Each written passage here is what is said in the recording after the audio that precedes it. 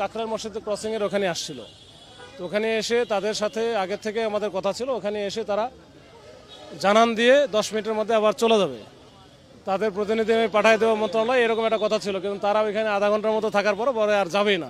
তো যেহেতু যাবে না, তখন আমরা হচ্ছে যে ডিসপাস করার জন্য আমরা চেষ্টা করেছি, বা ওইখানে আমরা ওই যে ওয়াটার কানন দিয়ে জল কামান মারা হয়েছে, সাউন্ড গ্রেড মারা হয়েছে, মেরে আমরা পুশ করে আপনারা দেখছেন ঠেলে ঠেলে ঠেলে ঠেলে নিয়ে গেছে। যেহেতু তারা একসময় পুলিশ বিডিআর ছিল, সুশৃঙ্খল বাহিনীর সদস্য, আমরাও কিন্তু তাদের উপরে খুব বেশি হার্ড হওয়ার চেষ্টা করি নাই, যে অন্তত ঠেলে ঠেলে নিয়ে যাওয়ার জন্য।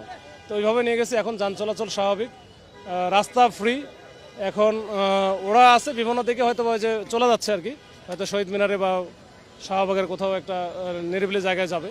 তো এই হচ্ছে অবস্থা সর্বশেষ, আর আপাতত সমস্যা নাই। পুলিশ সদস্য এগুলো কাজে গেলে অনেক লোকজন, ওদেরও তো প্রায় 1200-1500 মতো ছিল। এখানে ধাক্কা দিতে গেলেও অনেক সময় ঝামেলা হয়েছে। আমরা কয়েকজনকে মনে হয় আপাতত ধরাও হয়েছে।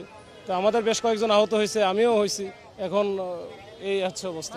শান্তিপূর্ণভাবে অবস্থান করছিলেন, কিন্তু তারপরে আপনারা জলকামান নিক্ষেপ করেছেন, সাউন্ড গ্রেনেড ফিরিয়েছেন। তো এই জায়গাগুলোতে আপনারা কেন গেলেন? যখন যেখানে 144 জারি করা থাকে, ওইখানে তো 4 জনের বেশি এমনিতেই সমাবেশ আকারে যাওয়াই যায় না। ওখানে শান্তিপূর্ণ বা অশান্তিপূর্ণের বিষয় না, ওখানে যেভাবেই থাকুক ওইখানে হচ্ছে ডিসপার্স করাটাই আমার হচ্ছে মূল কাজ, মূল আইনের যে বিষয়টা।